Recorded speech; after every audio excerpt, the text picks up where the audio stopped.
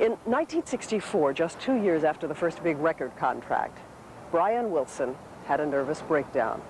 The glasses raise the fire, drunk the fullness of the wine, the dim last toast. At 22, he was too young and too fragile for the pressure of writing, producing, performing. And it was too easy to turn to drugs. Pot, LSD, uppers, cocaine, even heroin.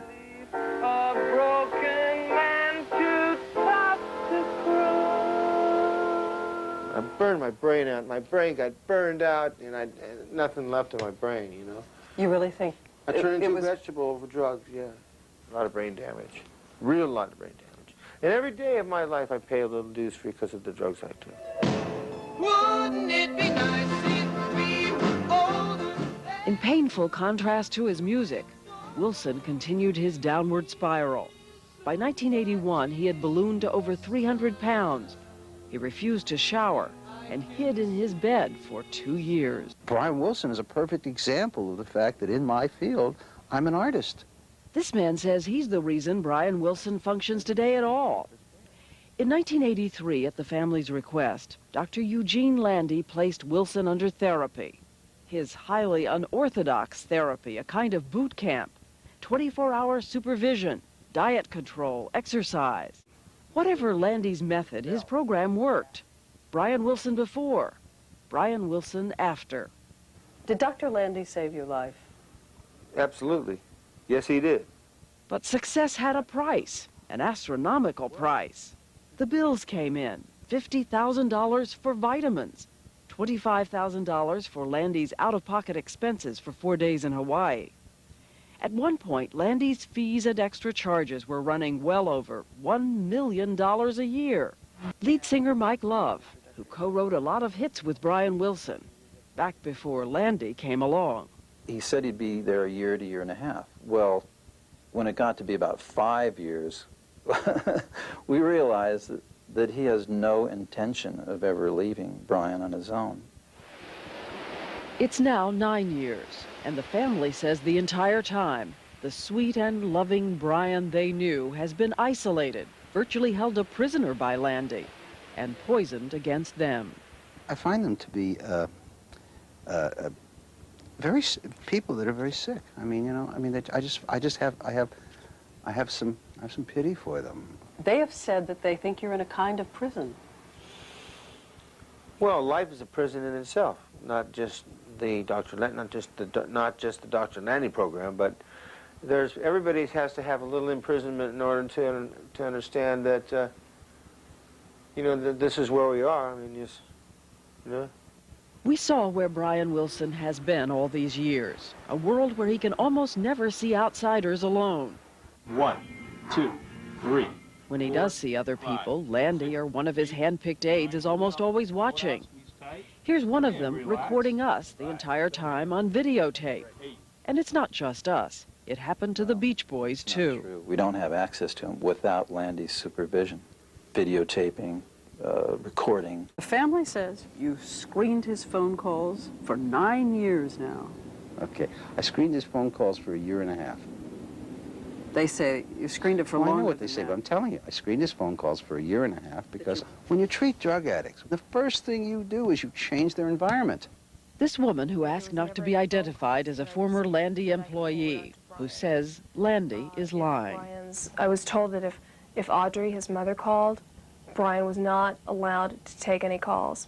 She worked for Landy not in that first year, but within the last 2 years. There was, in the time that I was there, not a single phone call that I was ever allowed to put through to Brian.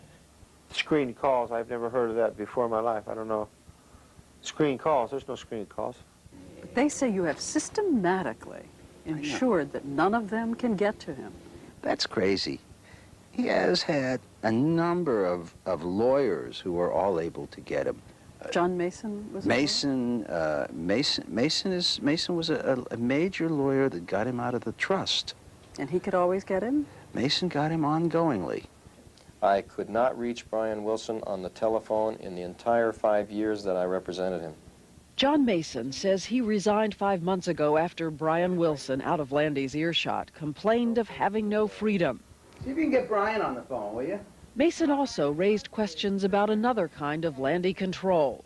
He told us about a Beach Boys meeting last January. He says when Brian Wilson disagreed with Dr. Landy, Landy called a break, and Brian Wilson was given pills. We went back in the meeting, and Brian's eyes were rolled up behind his eyelids, and he couldn't communicate anymore. 2 other participants in that meeting have supported Mason's story, though Landy denies it and says Wilson's medication is controlled by a licensed psychiatrist. I do not give drugs to Brian. Now they've got me on the medicine that keeps me in an even place, so I don't go woo out of control high or whoa down low. You know what I mean? But in 1988, the authorities in charge of Landy's psychology license had their own say about the doctor. They investigated not just the Wilson case, but a charge of patient rape, which Landy had settled out of court. An accusation of freebasing cocaine. Landy denied it. Finally, in a plea bargain, Landy agreed to surrender his license, pleading guilty to 1 count of illegally giving prescription medicine to Brian Wilson. So Landy could no longer officially be Wilson's therapist. He found another job. He called it life manager. He became Wilson's business partner in a company called Brains and Genius. Brains is Brian, the A and the I reversed, and genius is obvious. We're told Landy's new incarnation pays as well as his last, that he gets $35,000 a month plus extra fees. And it doesn't stop there. When Wilson got a yellow Corvette for doing a Chevrolet commercial, Landy got one too. When Wilson got an upright piano, Landy got a baby grand. We found his original contract, showing early on the doctor was positioned to reap financial benefit from co-writing music with a vulnerable patient. But Dr. Landy, there is a rule against that. It's against the code of your profession. It's a rule that I can't explain it to you. It's the code of your profession. Yes, I don't disagree with that. I not only have accepted that, I know that. And you violated it. But I didn't do it. But you were preparing to take a piece of a business transaction with your patient